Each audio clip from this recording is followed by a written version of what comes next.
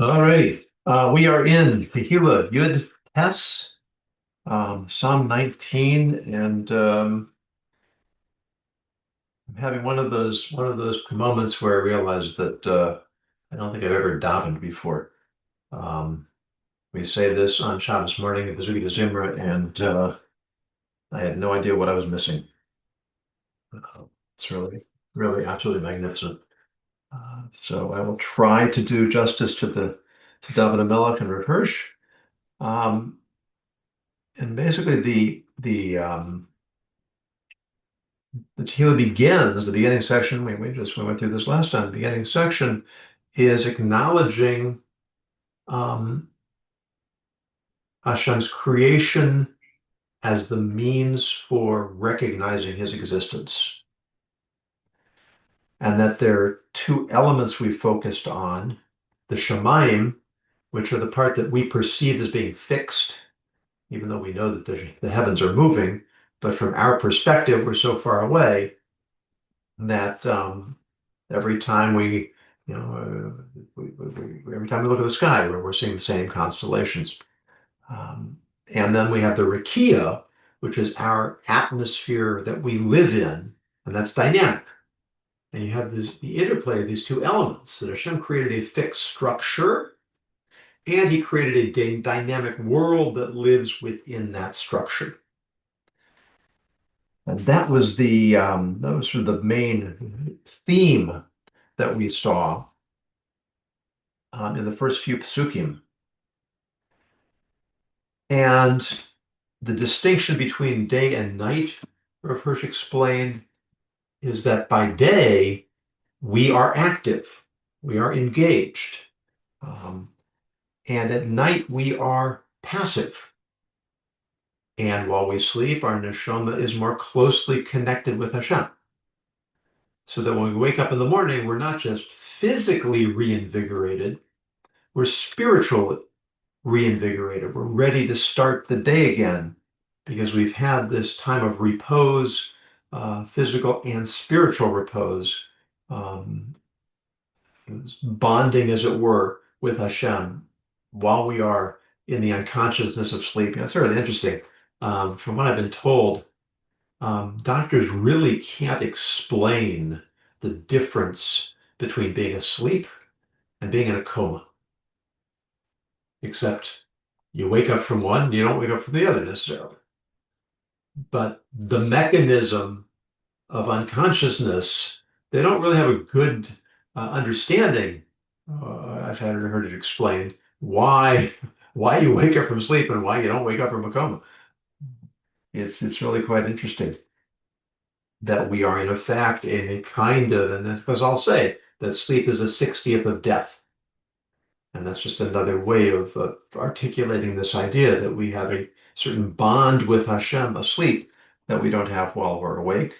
And so the way we know Hashem actively through our intellect, through our activities in the day, is complemented by this sort of union we have or reunion we have with Hashem at night while we sleep. So now we're going to go to Pasuk Hey. And David says, B'chol ha'aretz yotza kavam uviktsei sevo milehem. The measuring line goes forth from them all over the earth. What's the them? Presumably the Shemaim, perhaps the Shemaim and the Rakia, the heavens and the firmament. Lashemesh Sam Oihel Bohem. He has set I'll try to read this literally, and I'll try to explain what it means. He has placed a tent, an oihel, in them, meaning in the heavens, for the sun. And let's just read one more pasuk. And he or it, the sun, is like a chosin, like a bridegroom that goes out from his chuppah. Yosis kegibor lorutz oirach. It rejoices as if it had power to run its course. It's very poetic. It's hard to immediately grasp what exactly it means. But the way Rav Hirsch explains this is really magnificent. Um, if we recognize that the sun is the single greatest source of power in the physical universe, it's the source of all of our life. Without the sun, nothing would even get started on our planet. It's light, it's warmth, it's responsible for the seasons. The whole process of the biosphere is dependent on the sun. And this is why in ancient times you had sun worshipers. It made sense that you worship the greatest power that you can perceive, that you can identify. But the name Shemesh, interestingly, what is the name Shemesh that means sun? It's the same word as Shamesh, which is a servant. Because ultimately, what does the sun do? It has a line, right? The measuring line. It goes forth. What does that mean? It means that the sun, that is the ultimate power in the physical universe, has absolutely no freedom of movement. And we mentioned last time that it doesn't really matter whether, as in ancient times, they believed the sun went around the earth, or as we know now, the earth goes around the sun. Because the Torah and certainly the Navi speak in the language of human beings. And so we perceive the sun as rising and setting. We perceive the sun as going around the earth, even if we know astronomically that's not the way it works. But the sun, it's locked in its course. It has no freedom of movement. And so it becomes a servant to all life on earth, to all existence, this tremendous power that has no self-determination. And similarly, everything in the world, animals, they are slaves to their instincts. I always have fun when I try to explain to my high school students that animals have no free will. And then they'll say, well, that's not true. Right? And if I offer my dog, two different types of biscuits, it'll choose the one it wants. But free will is not doing what you want. Free will is the ability to do what you don't want. The dog's just acting on instinct. It likes one better, it takes one it likes. That's not a choice. That's just a reflex. So animals, they don't choose how they're going to act. They simply follow the programming of their nature. There's only one creature in the universe, in the physical universe, that makes choices, and that's human beings. And so when we look at the structure of the universe and we see the static, the fixed nature of the Shemayim and the dynamic nature of the Rakia, of the atmosphere, the environment on Earth, that is reflective of our position in the universe. We are dynamic beings in a universe that operates according to fixed rules that Hashem put us here. He created the world for us, and then he put us here to make our choices.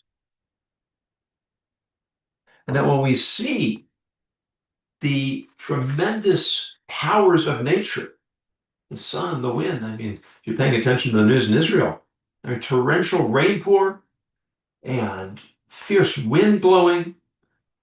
Go online, you see the videos. It's like waterfalls being created in places that are usually dry, rivers flowing over roads. There's a tremendous power of nature. And yet nature has no control over itself. Our job in this world is to exercise self-mastery. That we choose what's the proper response. We decide what is the action that is consistent with the purpose for which we were created. And we gain inspiration by looking at the natural world and understanding to some degree the system that Hashem created for us.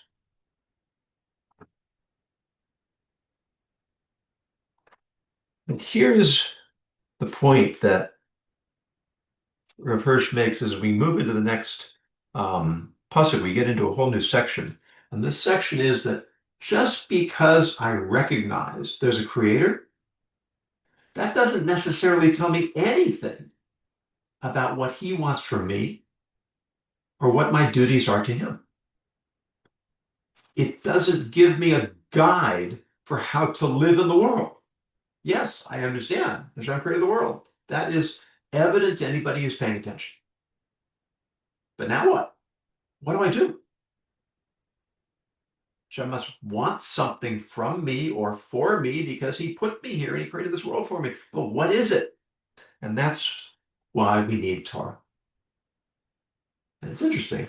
If you notice, if you haven't noticed before, if you have, it's still worth reviewing that on Friday night when we make Kiddush, we say that Shabbos, we say it in a very short bit of time, almost immediate proximity. We say that Shabbos is a zecher l'maasev reshis. It's a commemoration of the act of creation, of the 7 days of creation. And then we say it's a zecher l'yetzias Mitzrayim. It's a commemoration of the Exodus from Egypt. Well, which is it? What are we commemorating here? I mean, I understand. Shabbos was the 7th day of creation. We're commemorating creation. What's it got to do with Yetzias Mitzrayim? But the whole process from Yetzias Mitzrayim to Matan Torah was the recreation of the world in the form of the Jewish people. Hashem took us out of slavery and gave us, he revealed his will to us so that we have a guidebook on how to live our lives. And that's the transition that we are making at this point in this Tehillim. We are transitioning from an awareness of God as the creator to an awareness of God as the lawgiver. Because it's Hashem as the lawgiver that gives meaning and purpose and direction and structure to our lives. And so recognizing Hashem is the first step. That's why the first commandment, or really the first dibur, right? The Aseret Dibros really translate literally as the 10 statements. Because the first one is not a commandment. Anochi Hashem Elokecha, I am Hashem your God. Okay, now what? Why isn't it stated as a commandment? Because first you have to know who's commanded. And often it's explained it's a mitzvah to believe in Hashem, but that needs some explanation too, because who's commanding me to believe in Hashem? Hashem? If I already believe in him, why do I need the commandment? If I don't believe in him, who's commanding me? And that's why it's not stated as thou shalt believe in me. It's stated as a fact. Anochi Hashem Elokecha. I am Hashem your God. That's reality. Deal with it. If you don't see it, you're not looking properly. Once you know it, now here are the commandments. Here are the mitzvahs that you have to follow. And it is that subordination of our will to Hashem's will that is the fulfillment of the purpose for which we were created. You know, it's another question you get asked in high school or from people, or high schoolers of all ages, really. Hashem took us out of Egypt. He made us free, freed us from slavery. And then he gave us 613 mitzvahs. What happened to freedom? I thought it was free. Now I have to keep all these mitzvahs? Well, what is freedom? Freedom to do what? Freedom to choose our own master. Freedom to direct our lives in a way that's meaningful. Freedom to fulfill the purpose for which we were created. Paro enslaved us to do his will. We are subjugating ourselves to do Hashem's will. And now that Hashem reveals himself to us, and we know that subjugation, that subordination is what gives purpose and meaning to our existence. Just like we are subject to the laws of nature, I can't ignore gravity. Some people try. It doesn't usually end well.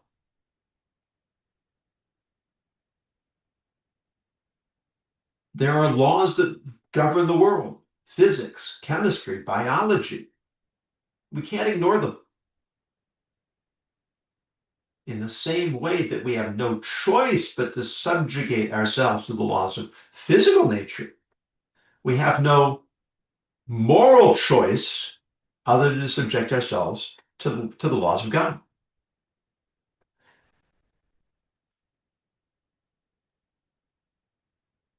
And by doing that, that is how we acquire a greater understanding of the nature of Hashem and the nature of ourselves and the nature of our relationship.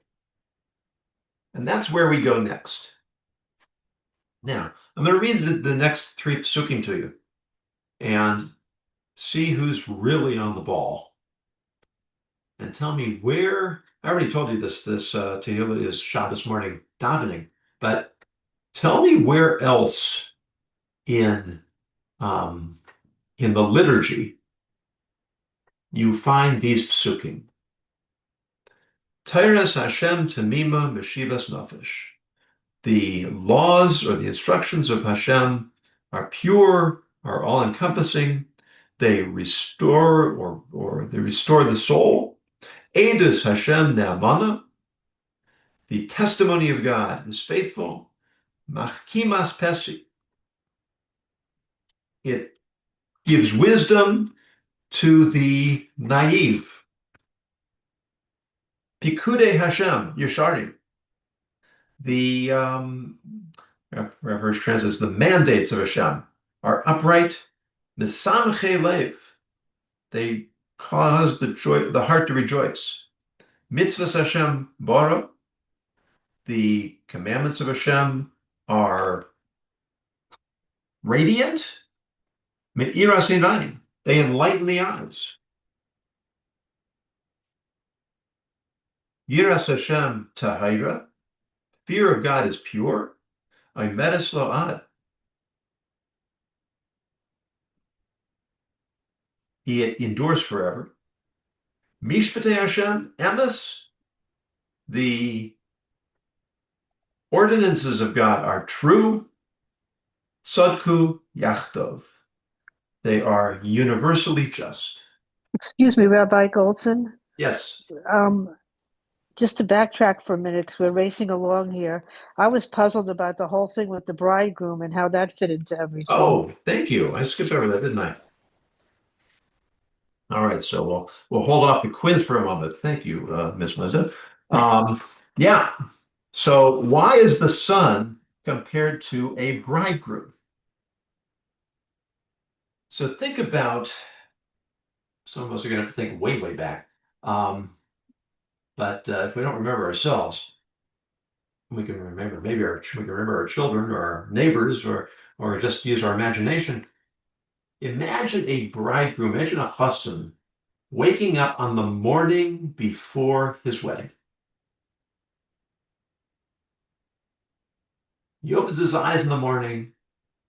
What's going on in his mind?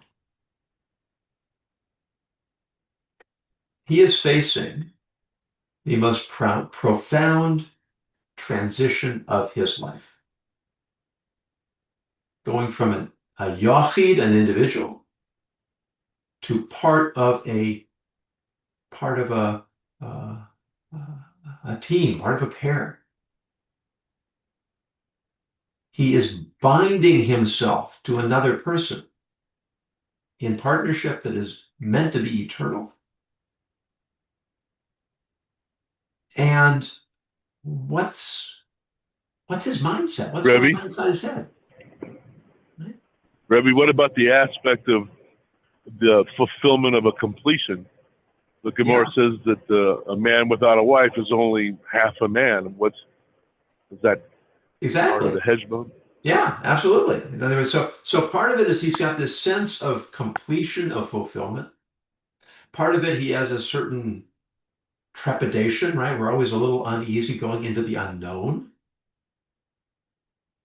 But if he has a certain, self-confidence, if he has if he's confident in the choice of his kala, he's enormously hopeful and expectant. He's looking forward to entering a whole new phase of life, that shlemus, that completion. He knows that he's incomplete, and he understands that completion is waiting for him on the other side, but he has no idea what that is. There's no way he can know. He's never experienced it. He can't experience it until he's in it. And so think of this like the sunrise, that sudden transition from darkness to light, illumination, both figuratively and literally.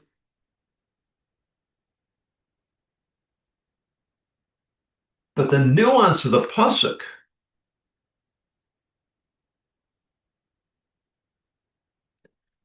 like a chassan going out from his chuppah, Yosis kegibor lorutz oirach.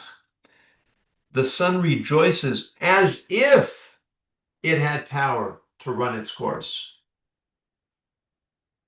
The sun rejoices, so to speak, in that it is embarking on a new day.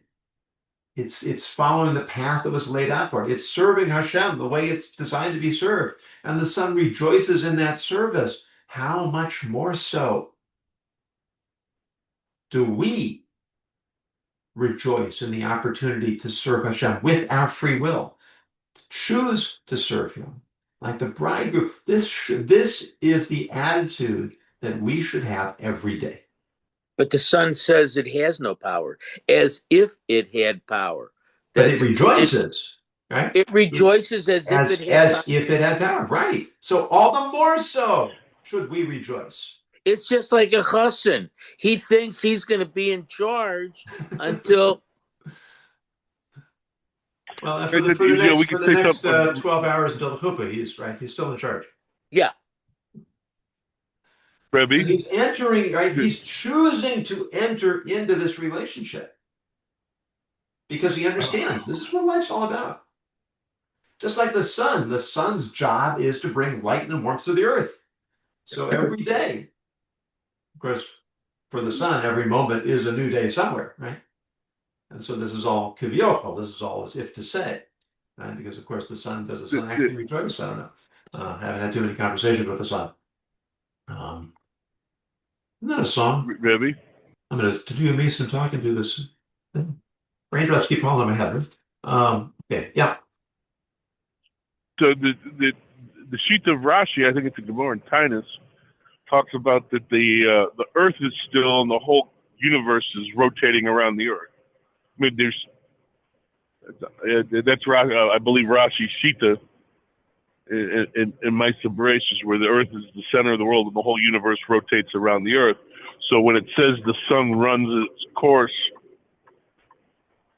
yes, we talked about that. And of course, I think there's evidence that Chazal may have known that the Earth goes around the sun. I mean, Rashi could simply be speaking, spiritually speaking, allegorically speaking. The Earth is the center of the universe because that's where Hashem put human beings, and we are the purpose for which the universe exists. But as we said before, Rav says it doesn't matter astronomically whether the sun's going around the Earth or the Earth's going around the sun, because we're describing this from our point of view. Okay, so the mechanics is not the mechanics issue of it here. are irrelevant. Whatever reality is, we're more concerned with perception than we are with reality in this context, because we're talking about the way we perceive the world. And of course, right, we're not, does the sun really rejoice? I suppose you could say there's a malach that is in charge of the sun that is rejoicing and being able to do the job, but even that, you don't need to get into that so much. You can just be anthropomorphic, that it's as if the sun rejoices, but if the sun's rejoicing in its job, it has no free will. It can't do anything other than its job, and yet it still rejoices. We can. So all the more so, we have cause to rejoice that we are part of. We are partners with Hashem because we are choosing to fulfill the mission for which He created us. That makes us partners. And the joy that we feel with every day's beginning should be like a bridegroom who's going out to prepare for the hope. That sense of expectation, that sense of fulfilled purpose, that sense of taking control of our lives, and by doing so, subjugating ourselves to Hashem's will.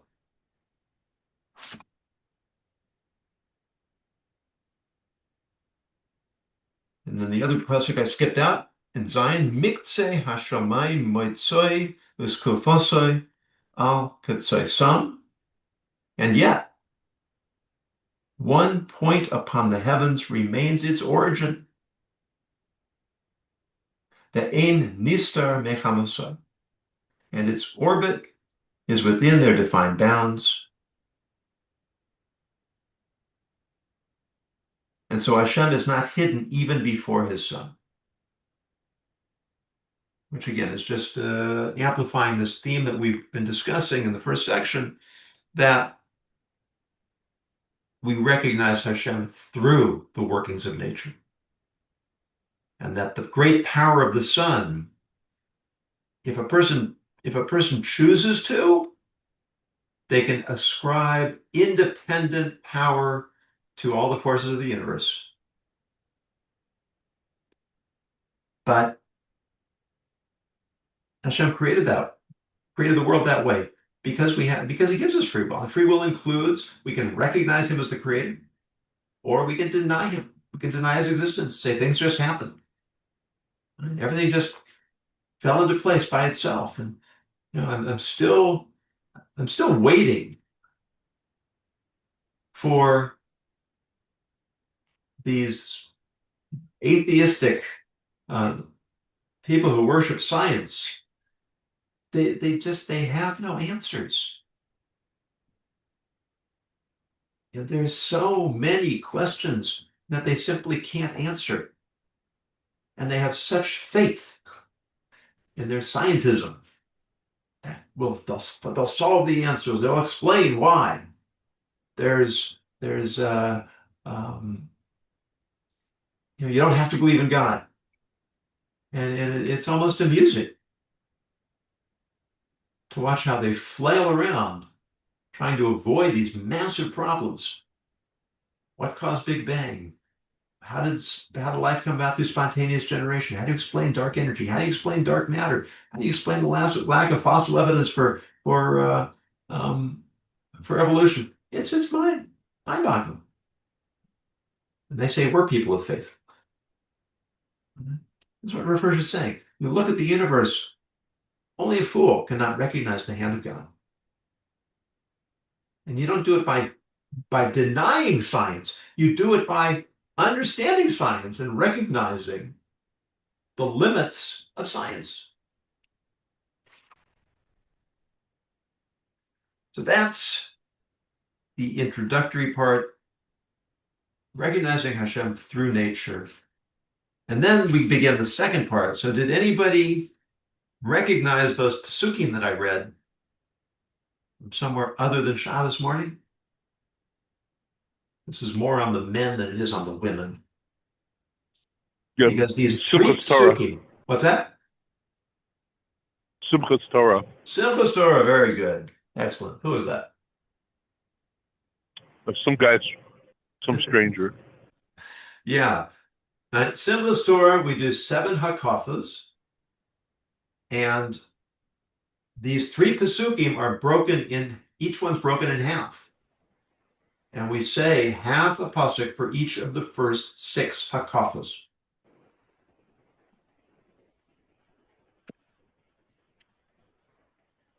We And say there all together at the 7th.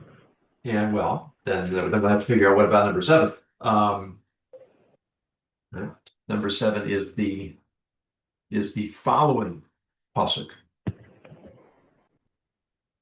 But there's something else about these 6 pasukim, these 6 sections, 3 pasukim. They correspond to another 6. So that'll give you something to think about until next time. What's another 6 that these 3 pasukim divided into each divided in half, can allude to, besides the first 6 of couples. And we'll try to tie that together next time.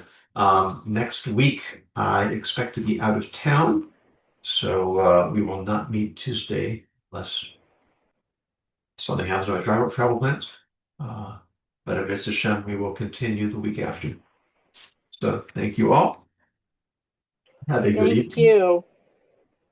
Have a good rest of the week. Rebbe. Thank you. Thanks so much for being here.